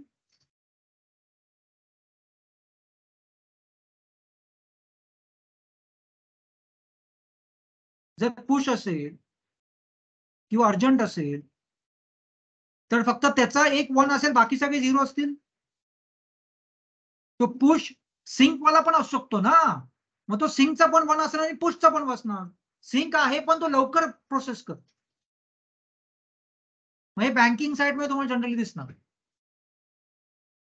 म्हणजे तुम्ही 2 वेबसाईट चालवताय, एक वेबसाईट, एक तुमचं आयसीआयसीआयचं ऍप्लिकेशन पण चालू आहे आणि एका साईडला युट्यूब पण चालू आहे. मग त्याच्याकडे जे मल्टिपल सेगमेंट्स येतात त्याच्यामध्ये बँकिंग साईडला तो पुश लावणार, पण तो सिंकचा मेसेज पण आहे, मग सिंकचा पण 1 असणार आणि तो अर्जंट पण प्रोसेस करायचा आहे म्हणून पुशला पण 1 असणार. किंवा तुम्हाला कनेक्शन डिस्कनेक्ट करायचंय मग ते फिनचा पण 1 असणार आणि कारण तो डिस्कनेक्ट करायचा आहे म्हणून आणि तो लवकर करायचा आहे मग तिथे पुशचा पण 1 असेल. म्हणजे त्या लेबलवरून कळतं की ऍक्च्युअल जी काही हे गेलं टीसीपीचं सेगमेंट हे कुठल्या टाईपचं. म्हणजे आपण हे डिस्कस करतोय की त्यांनी रिसीव्ह केलं मग त्याला पुशचा 1 दिसणार मग तो प्रोसेस करणार, हे सगळं आपण वायर शेट वरती बघू. येते लक्षात? मग तुम्हाला ते ऍक्च्युअल मध्ये कळेल. हे तुमचं ट्रान्सपोर्ट लेअरला काम काय? To build a connection TCP UDP. मग कसं? टीसीपी म्हटलं की 3 वे हँडशेक एक्सप्लेन करता आला पाहिजे. मग 3 वे हँडशेक मध्ये काय होणार? सिंक मेसेज पाठवला जातो विथ अ सिक्वेन्स नंबर, त्याला एक्नॉलेजमेंट येतो, मग त्याला आपण काय म्हणतो? Sync ack. म्हणजे पहिला सिंक जातो, पहिला गेला sync with a sequence number. हा याला काय पाठवतो? एक्नॉलेजमेंट पाठवतो. पण म्हणताना आपण काय म्हणतो? Sync ack. पण पहिले मी ऍक लिहितो म्हणजे याचा, आणि हा पण ह्याला पण सिंक मेसेज पाठवायचा आहे ना. हे बघ 3 वे हँडशेक का तिथे 4 वे हँडशेक झालं असतं. कसं? मी सिंक पाठवलं त्या सिंकला त्यांनी एक्नॉलेजमेंट केलं, यांनी कनेक्टिव्हिटी एस्टॅब्लिश केली, पण यांनी केली का अजून? मग हा पण याचा सिंक पाठवेल विथ सिक्वेन्स नंबर 100, त्याला हा एक्नॉलेजमेंट करेल. म्हणजे 4 वे हँडशेक झालं असतं. म्हणून मी म्हटलं ना, हा मेसेज आणि हा मेसेज क्लब कोण एकाच मेसेज मध्ये पाठवलं जातं. 4 वेगळे का पाठवायचे? मग काय? हा पहिला मेसेज जो गेला तो सिंक विथ सिक्वेन्स नंबर 10, हा पाठवताना या सिंकला एक्नॉलेजमेंट करणार,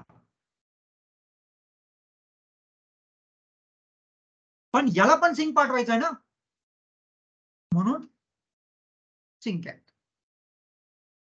आता हा काय पाठवणार?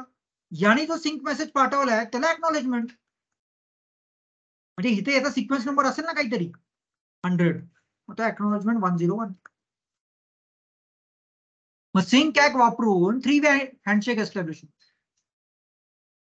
म्हणून हा कनेक्शन ओरिएंटेड. हा युडीपी मध्ये कन्सेप्ट नाही. मग युडीपीच्या हेडरची साईज मला वाटतं 8 आहे. एकदा बघ बरं.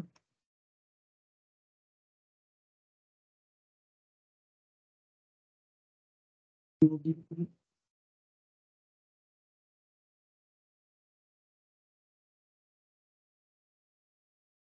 Right. 8 आहे ना. हे बघ, याच्यामध्ये काहीच नाहीये.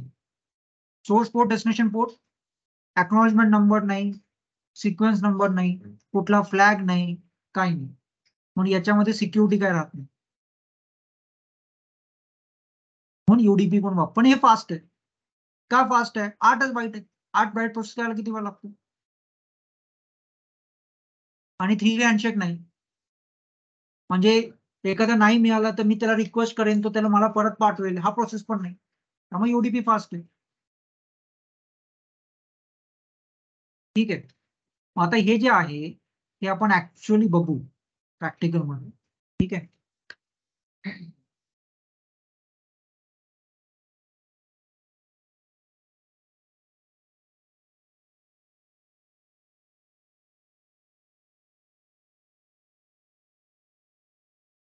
तुम्हाला बघायचं असेल तर तुम्ही काय करू शकता, हे सिंपल अशी टोपोलॉजी घ्या.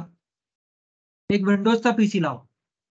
एक विंडोजचा पीसी लावायचा आणि हा राउटर क्लाउडला कनेक्ट करायचा, म्हणजे नेटला कनेक्ट करायचा. आणि ह्या पीसी वरती इंटरनेट ऍक्सेस करायचा. आता हा इंटरनेटला कनेक्ट आहे, पण हा जो पोर्ट आहे ना, या पोर्टला डीएचसीपी वरती ठेवायचं. हे बघ,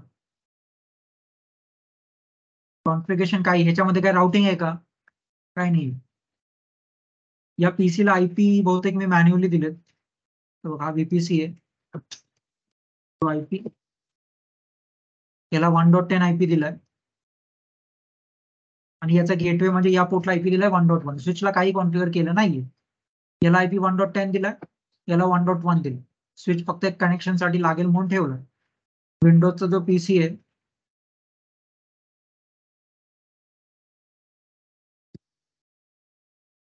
त्याला आयपी काय दिलाय 1.100 आणि गेटवे दिलाय 1.1. ठीक आहे. आणि पीसीला काय दिलंय? पीसीला डीएनएस वगैरे दिला असेल मॅन्युअली. पीसीला आयपी त्याचा माहिती आहे ना कसा देतो? बघ, इथे क्लिक करायचं. 11 मध्ये वेगळं असणार. कंट्रोल पॅनल मध्ये जाऊन इथे अडॅप्टर सेटिंगला क्लिक करायचं. मग हे लँड कार्ड येतात. हा जो पहिला आहे याला राईट क्लिक करायचा, त्याच्या प्रॉपर्टीज मध्ये जायचं. प्रॉपर्टीज मध्ये IPv4 येतो, त्याला क्लिक करायचं आणि प्रॉपर्टीज. मग इथे तुम्ही आयपी देऊ शकता. तिथे स्टॅटिकली दिलाय, ऑटोमॅटिकली क्लिक नाही केला, स्टॅटिकली आयपी दिलाय. डीएनएस पण त्याला स्टॅटिकली दिलाय. हा ग्लोबल डीएनएस असतो. 8.8.8.8 8.8.4.4 ग्लोबल डीएनएस हे दिलंय. या पीसीला आयपी दिलाय 1.10, याला आयपी दिलाय 1.100. राउटरला काय केलंय? राउटरला सिंपल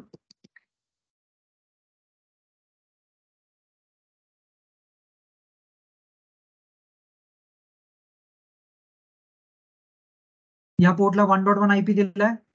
हा पोर्ट येतो आणि या पोर्टला डीएचसीपी वरती ठेवलाय. आयपी ऍड्रेस, तिथे ऍड्रेस टाईप करायच्या ऐवजी आयपी ऍड्रेस डीएचसीपी. म्हणजे ह्या पोर्टला आयपी ऑटोमॅटिकली येईल. कोण देईल? इंटरनेट देईल. हा इंटरनेट क्लाउड कसा घ्यायचा? राईट क्लिक करायचं, नेटवर्कला क्लिक करायचं आणि इथे मॅनेजमेंट क्लाउड. ठीक आहे. आणि तो क्लाउड याला कनेक्ट करायचा, म्हणजे नेट तुम्हाला इथे ऍक्सेसेबल होईल या पीसीवर.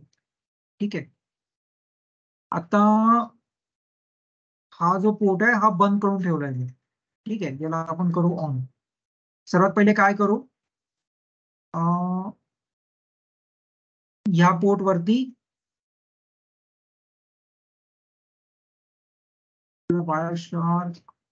ठीक आहे. हा जो पोर्ट आहे ना, याला आपण क्लिक करू. हा 0/0 पोर्ट आहे. 0/0 पोर्टला राईट क्लिक करून कॅप्चर करू 0/0 पोर्ट. या पोर्टचं ट्रॅफिक कॅप्चर करू आपण. या पोर्ट थ्रू काय जात आहे, काय येत आहे. स्टार्ट करू.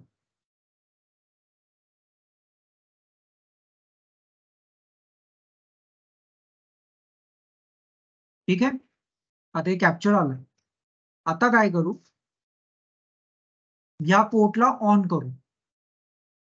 आता या पोर्टला ऑन केल्या केल्या सर्वात पहिले काय होईल,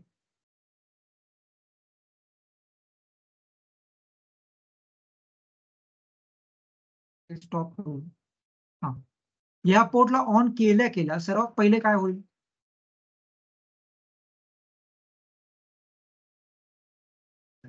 आयपी याला मिळेल. कसा मिळेल, हा हा मग काय प्रोसेस रन होईल, हा डोरा. म्हणजे तुम्हाला डोरा प्रोसेस आता वायरशॅप वरती दिसली पाहिजे, बरोबर. मग आता काय करू, इथे पण एक कॅप्चर लावू आणि इथे पण एक कॅप्चर लावू. ठीक आहे. म्हणून तो पोर्ट शट करून का ठेवला, त्याला अगोदरच आयपी मिळाला असता, मग ती प्रोसेस दिसली नसती तुम्हाला. आता हा 0/0 या पोर्टला एक कॅप्चर लावू, जो इथला या पोर्टचा आहे.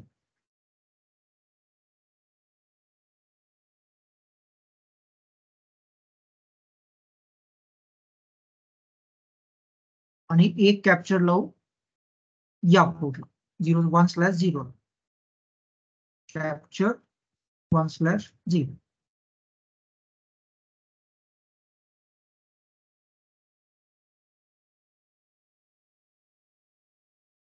ठीक आहे.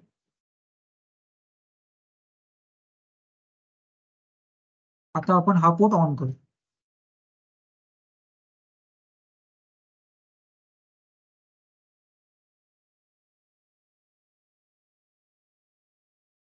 Interface F1/0.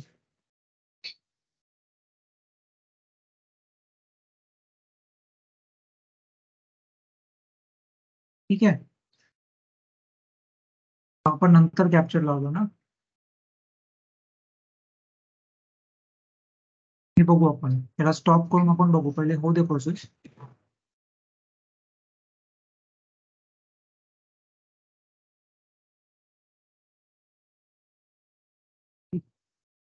आता काय करू, हा जो पीसी आहे ना, इथून आपण ट्रॅफिक जनरेट करू.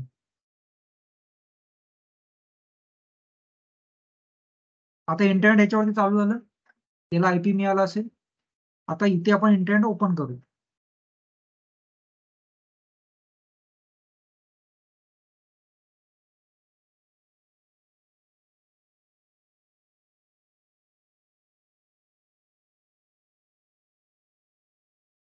आपण काय करू, ICICI ओपन करू, ICICIbank.com.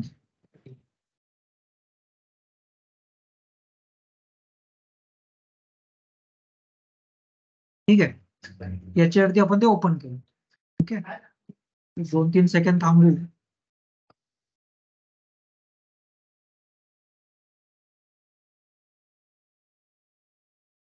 आता काय करू, याला क्लोज करू. म्हणजे आपल्याला सगळे फिनिशचा मेसेज वगैरे सगळं दिसले पाहिजे. ठीक आहे. आता मी 10-15 सेकंद आपण ऑन ठेवली. आता हे क्लोज करून. ठीक आहे. आता इकडचं स्टॉप करू आणि इकडचं पण स्टॉप करू. ठीक आहे. आता आपल्या ते पॅकेट सर्वात पहिले आपण DHCP बघायचं ना. मग इथे काय नाही, इथे जायचं DHCP करायचं. ठीक आहे. इथे जायचं DHCP केलं, सर्च मध्ये टाकायचं DHCP येतं. आपण मनाने इथे काही टाईप करू शकत नाही. DHCP टाकलं की ऑप्शन येतोय DHCP, म्हणून DHCP ला इथे क्लिक केलं. आणि ठीक आहे, हे बघ, ही प्रोसेस झाली तुमची. काय झालं, हा तुमचा 1×1 हा 214.1. हे बघ, ही पहिली मेसेज आहे, डिस्कवरी ऑफर रिक्वेस्ट एक्नॉलेजमेंट. 0.0 तुमच्या राउटरच्या पोर्टला कुठला आयपी नव्हता, मग त्यांनी ब्रॉडकास्ट केलं. याला आपण क्लिक करू. काय याच्यामध्ये आहे, हे बघ, हा 68 सोर्स पोर्ट, 67 तुमचा डेस्टिनेशन पोर्ट. काय हे UDP वापरलं, म्हणजे ही ट्रान्सपोर्ट लेअरची इन्फॉर्मेशन झाली.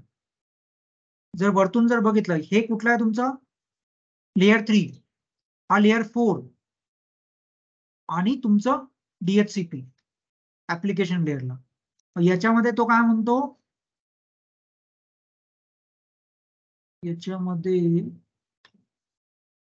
रिक्वेस्ट केली IP ला,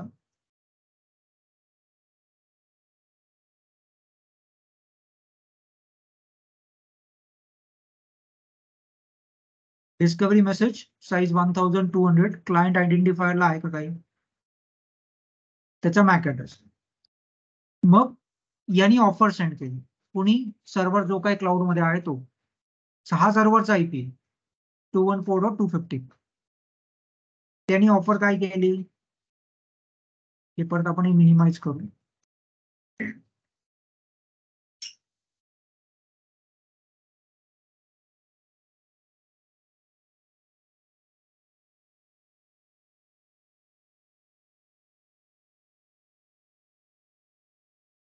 ठीक आहे. आता हे सोर्स 67 म्हणजे सर्व्हर, त्यांनी पाठवलं तुमच्या क्लायंटला. 214.254 सर्व्हरने पाठवलंय. काय पाठवलं, एक ऑफर केली असेल, त्यांनी त्याला हा IP दिला, एक ऑफर केली 214.144. रिलीज टाइम किती दिलाय, 4 दिवसाचा दिला. ठीक आहे. आता ही ऑफर आल्यानंतर क्लायंट पाठवणार रिक्वेस्ट. हे बघ सगळीकडे बघ, हे ब्रॉडकास्टच आहे, म्हणजे पहिले 4ही मेसेज ब्रॉडकास्टच असतात. मग हा क्लायंट रिक्वेस्ट करणार की ठीक आहे, मला मान्य आहे हा IP कुठला 140. हा क्लायंटने काय केलं, हा जो IP आहे 144 त्याची रिक्वेस्ट सेंड केली, आणि त्याच्यामध्ये तुमचे बाकीचं DNS वगैरे हे सगळे पॅरामीटर येतील. आणि मग त्याच्यात मग ऍक्नॉलेजमेंट सर्व्हर जो आहे तो स्पेसिफिक IP त्याला देऊन टाकेल 214, सॉरी 144. हे झालं, ही पहिली प्रोसेस झाली. याच्यानंतर काय झालं,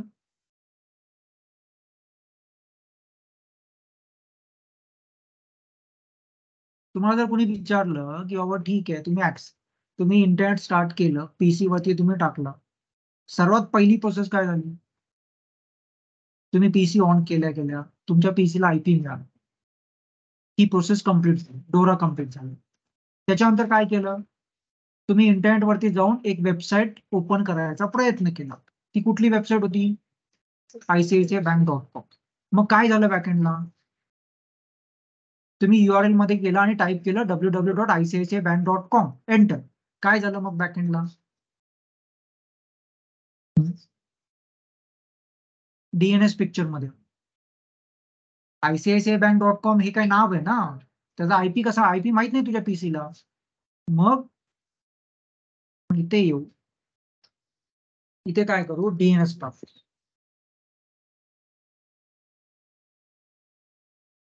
आणि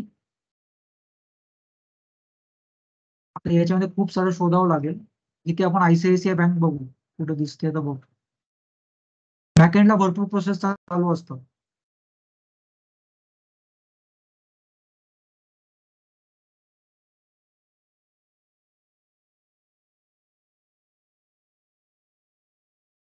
इथे कुठेतरी आहे ना, इथे आहे, अजून वरती आहे का, नाही. ठीक आहे, इथून स्टार्ट झालं. 1.100 आपला PC होता. तुम्ही जसं टाईप केलं ICICIbank.com, नावाच्या बेसवर कुठलीही साईट ऍक्सेस होत नाही, ती IPच्या बेसवर. तुम्ही PC ला DNS दिला होता, 8.8. दिला होता ना, तो सर्वात पहिले गेला कुणाकडे, 8.8. याच्याकडे घ्या. काय याच्यामध्ये सोर्स तुमचा 1.100, डेस्टिनेशन 8.8. डेस्टिनेशन पोर्ट काय 53, म्हणजे DNS. काय तुमची रिक्वेस्ट आहे, क्वेरी काय क्वेरी आहे तुमची, ICICIbank.com चा IP पाहिजे, ही तुमची क्वेरी आहे.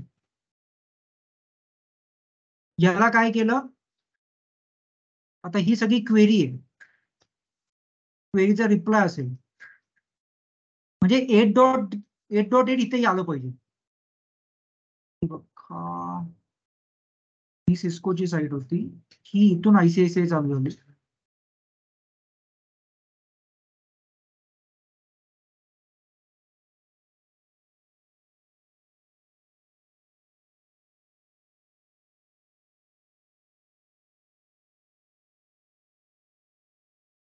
या पोर्टला बघू.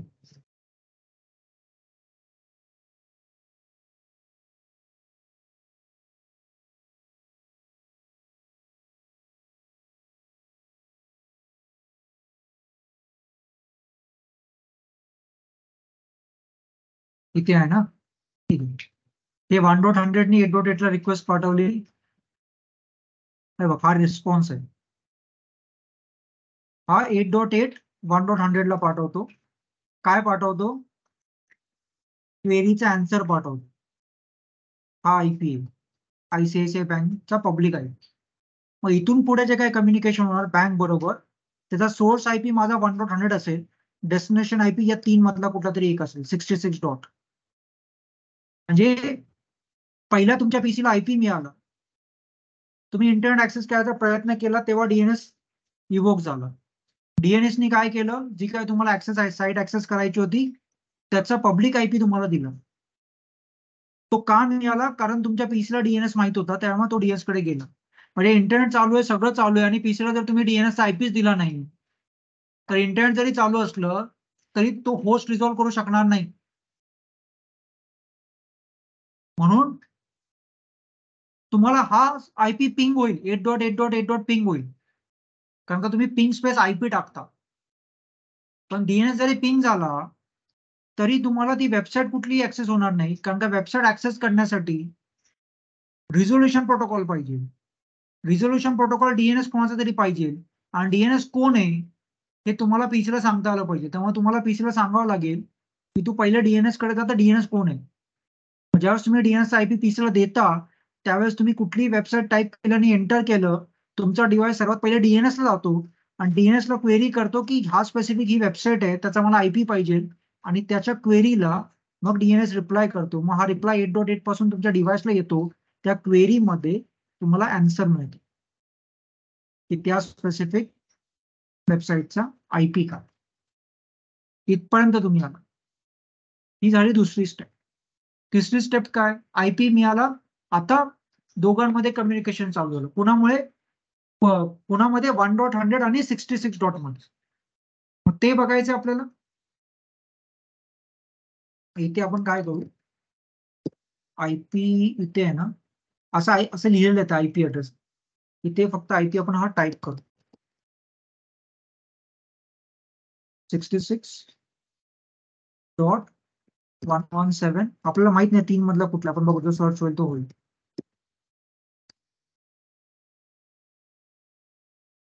हा नाही घेतला. दुसरा कुठला होता?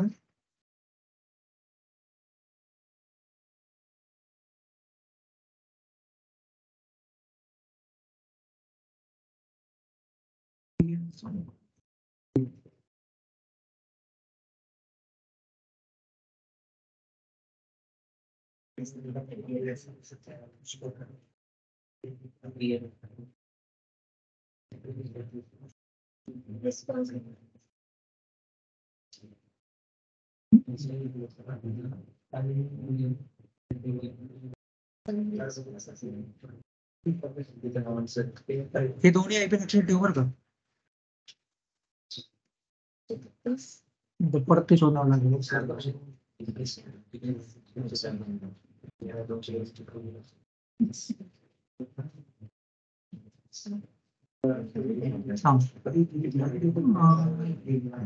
ते IP लक्षात ठेव, तिन्ही.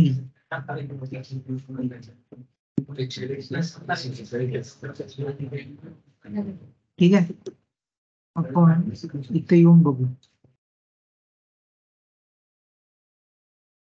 सांगा IP काय.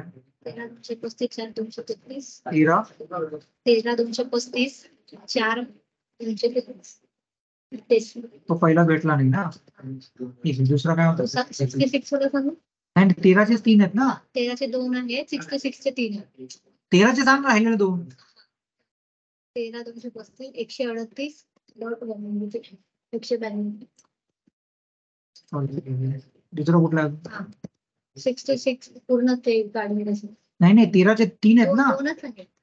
असे दोनच होते आणि 66 चे 3 होते. 66 66.117.22.131. ठीक आहे. हे बघ, तुमचं काय झालं होतं सुरुवातीला? DHCP प्रोसेस झाली. मग तुम्ही एक वेबसाईट ऍक्सेस करायचा प्रयत्न केला, मग त्याचा IP फाइंड आउट करण्यासाठी DNS झालं. आता तुम्ही जी वेबसाईट ऍक्सेस केली त्याचा IP तुम्हाला मिळाला, म्हणजे तुमच्या पीसीला. मग पीसीने काय केलं? 3 वे हँडशेक प्रोसेस स्टार्ट केली, कारण ही ICICI बँकची वेबसाईट होती. त्यामुळे TCPच कंपल्सरी वापरणं. मग ही तुमची हे बघ, हे पहिले 3 मेसेज बघ: सिंक, सिंक ऍक आणि ऍक. बरोबर. आता याच्यामध्ये पहिलं इनिशिएट कुणी केलं?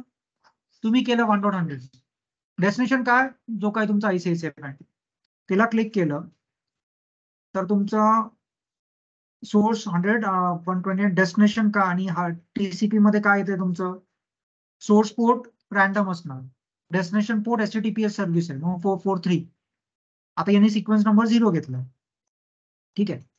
आता याच्यामध्ये हे जे फ्लॅग आहेत ना, हे विंडो साईज वगैरे तुम्हाला दिसेल. याच्यामध्ये फ्लॅग, हा जो फ्लॅग आहे ना, हे बघ, याच्यामध्ये हा सिंक सेट केलाय, सिंक 1 आहे. बरोबर ना. ह्याने सिंक मेसेज पाठवला, त्या सिक्वेन्स नंबर 0 हा 1 म्हणून सेट झाला. हा काय करणार? त्याला रिप्लाय देणार. कोण? तुझा 131 जो ICICI बँक, ते रिप्लाय केला 1.100 ला. मग तो सिंक आणि ऍक होईल. हे बघ, आता इथे सिंक सिक्वेन्स नंबर किती होता? 0. त्याचा ऍक किती आला? 1. बरोबर. आणि हा सिक्वेन्स नंबर 0 यांनी याचा पाठवला. ठीक आहे. आता याला आपण क्लिक केलं तर हा बघ, सिंकला 1 आहे आणि ऍकला पण 1. कारण का याचा तो सिंक आहे आणि आलेल्याला अॅक्नॉलेजमेंट करतोय, म्हणून ऍक पाठवतो. हा दुसरा मेसेज. तिसरा मेसेज काय? त्याचा ऍक येईल. याच्यामध्ये अॅक्नॉलेजमेंट तुझं 1 असतं. म्हणजे हे 3 वे हँडशेक तुमचं एस्टॅब्लिश झालं. ही सिक्युअर्ड साईट आहे. म्हणजे फक्त HTTPS, इथे सर्टिफिकेट एक्सचेंज होतं पहिलं, पब्लिक की एक्सचेंज होते. ती पब्लिक की एक्सचेंज झाल्यानंतर मग तुमचा डेटा इन्क्रिप्शन स्टार्ट होतो. मग याच्यानंतर काय झालं? ही 3 वे हँडशेक प्रोसेस झाल्यानंतर क्लायंटनी सर्वात पहिले एक मेसेज पाठवला कनेक्शन फॉर्म करण्यासाठी, क्लायंट हॅलो टू तुझा हा जो काय असेल. त्याच्यानंतर सर्व्हरचा एक हॅलो येईल.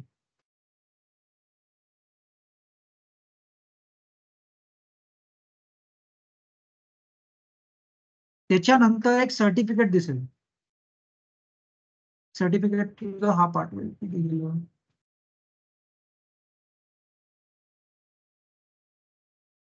सर्टिफिकेट ICICI बँकची वेबसाईट पाठवेल.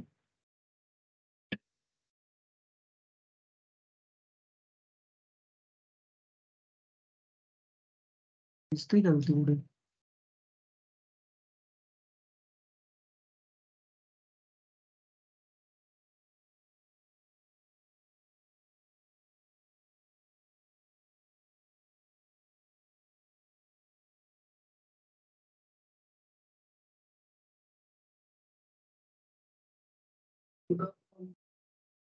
दुसरा IP सांगेल कुठलं?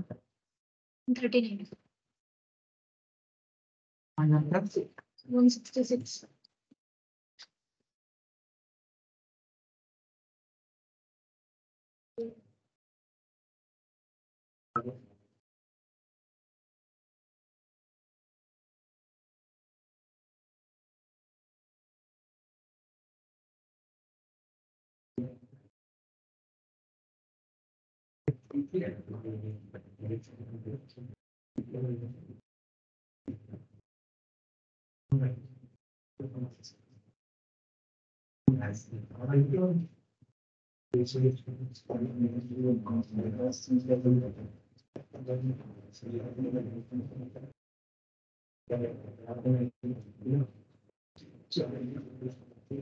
हे सगळं तुम्हाला सांगता आलं बरोबर का?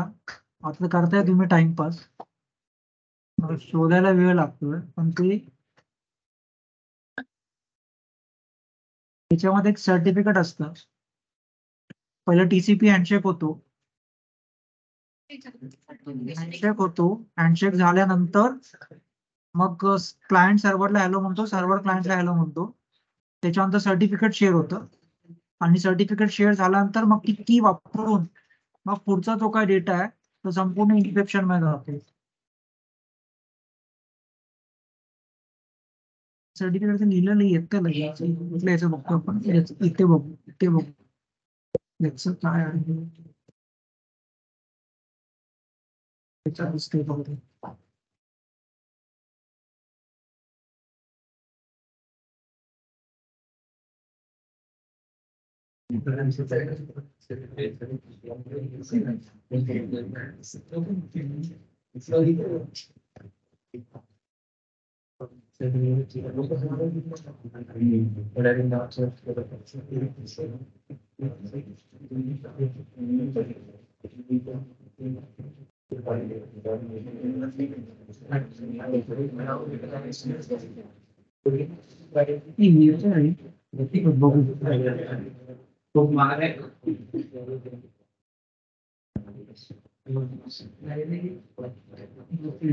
Cipher specification, transfer.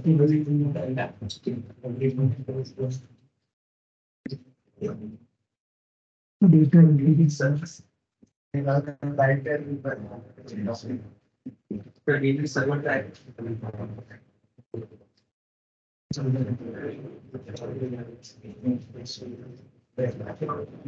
Server hello मध्ये असेल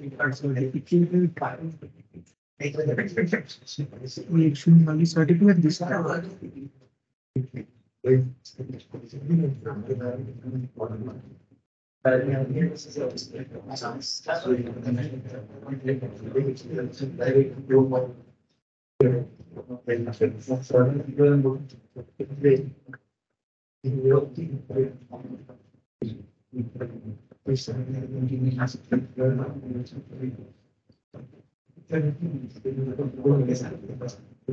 कधी website access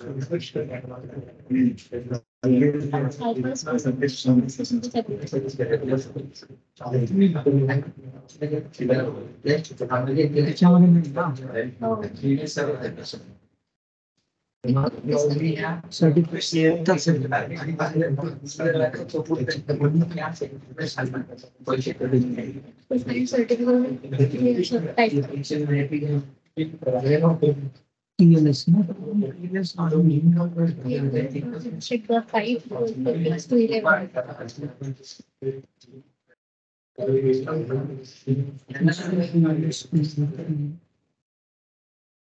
And hello client, hello server, hello application.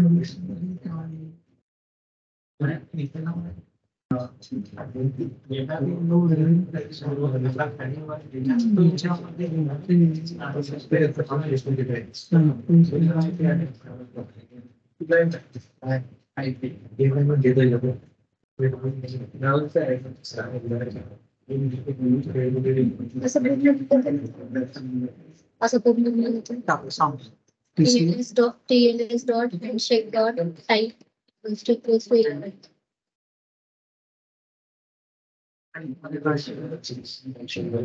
Equals to 11. 11 years.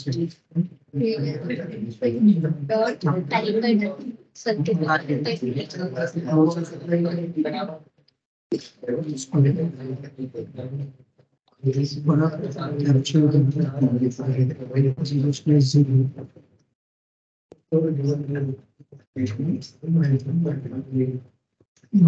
Zero to 1 plus 0, no?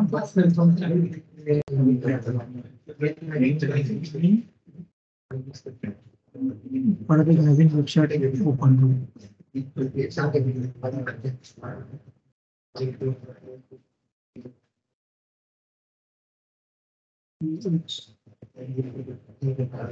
Last year facility factory system.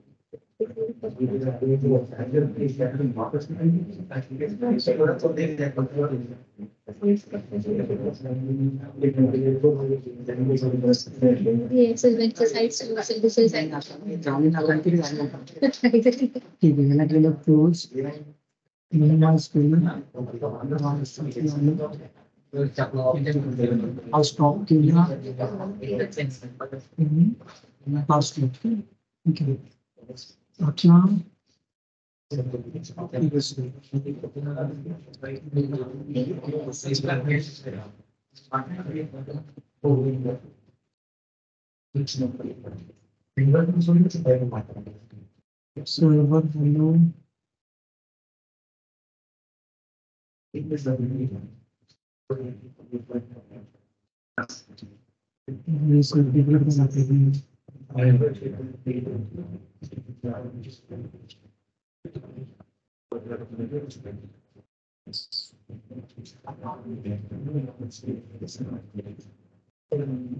एवढं लवकर करतो ना ते दाखवलं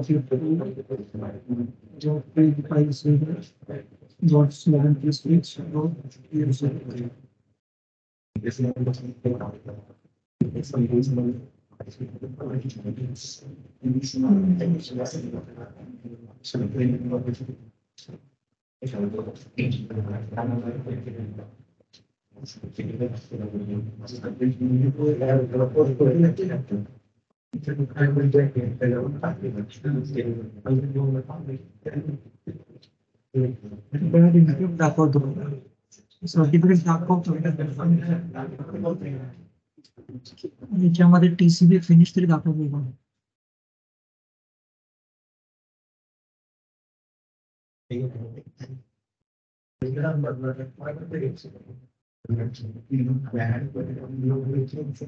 फिनिश होणार दिसतंय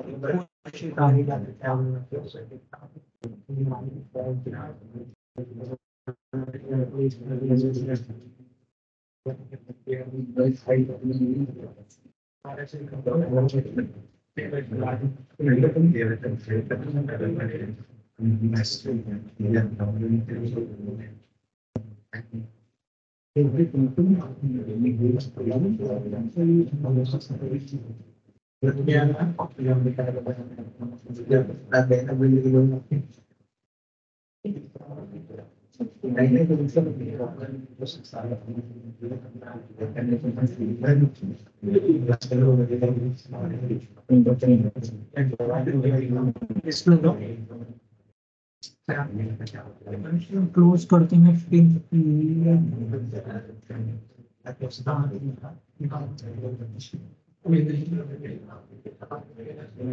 पीसीबी में असेल ते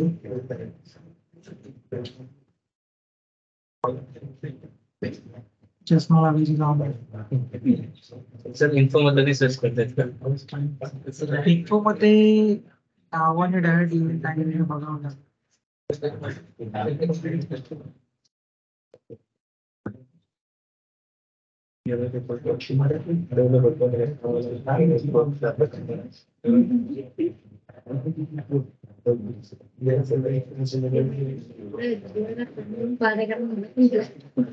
की बाई रिसेटचा एक मेसेज आहे याच्या अगोदर पिन असली पाहिजे. हे फ्री हँडशेक आहे ना. आता हा समजा आपण 202 घेतला याच्यावरती इथून चालू होतो याने कनेक्शन क्लोज केलं. हा एक मेसेज आणि हा एक मेसेज 3 येतो.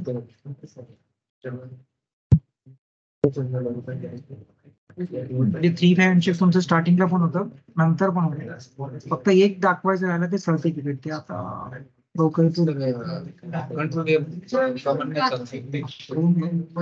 कसं ही साईट आहे ना लगेच हा विंडो आहे ना इंटरनेटचा तो लगेच बंद नको करू. मध्ये जाऊन काहीतरी क्लिक कर मध्ये जाऊन काही लोड कर मध्ये जाऊन काहीतरी क्लिक कर मग सर्टिफिकेटचं पण दाखवलं पाहिजे. तुमची बॅग 2 तास काढेल. तुमच्या आता याच्यामध्ये तो पुश दिसलं पेन दिसलं अर्जंट पण एखादा असेल आता तो शोधावा लागेल. सिंक होतं ऍक्नॉलेजमेंट होतं पुश होतं रिसेट होतं पेन होतं. एक अर्जंट असेल तुझा दिसला नाहीसला एवढं काही नाही. सर्टिफिकेट मॅटर करत नाही पण ते दिसेल तुझं.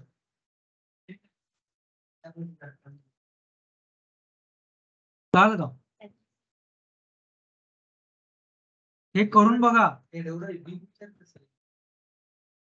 ही आत्ता नाही विचारणार पण तुम्हाला जर एक असा प्रश्न सिंपल प्रश्न विचारला की पीसी स्टार्ट केल्यापासून वेबसाईट बंद पर्यंत संपूर्ण प्रोसेस सांग. मग तुला ती सगळी स्टेप वाईज सांगता आली पाहिजे की सर्वात पहिले काय होईल कुठले मेसेज जातील त्याच्यानंतर काय होईल DHCP होईल मग DNS होईल मग कुठली वेबसाईट ऍक्सेस केली त्याच्यासाठी काय होईल मग 3-way हँडशेक मध्ये काय झालं त्याच्यानंतर मग सर्टिफिकेट एक्सचेंज होईल त्याच्यानंतर क्लोज करताना कुठले मेसेज दिसतील हे सगळं तुला सांगता आलं पाहिजे. म्हणजे तुझं संपूर्ण TCP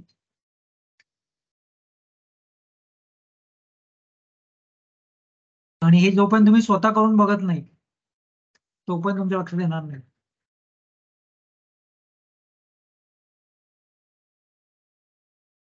ठीक आहे.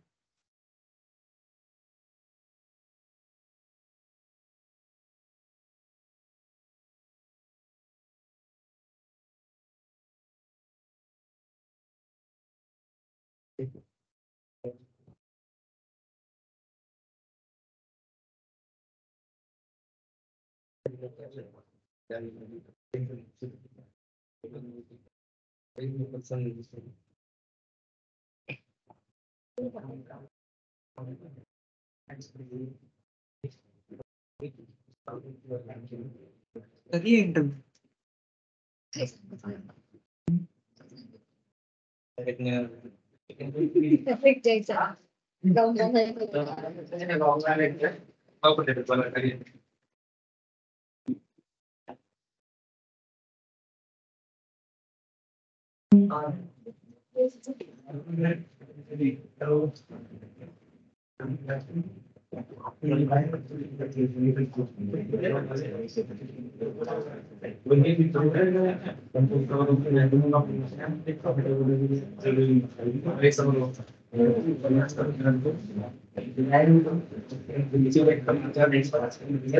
When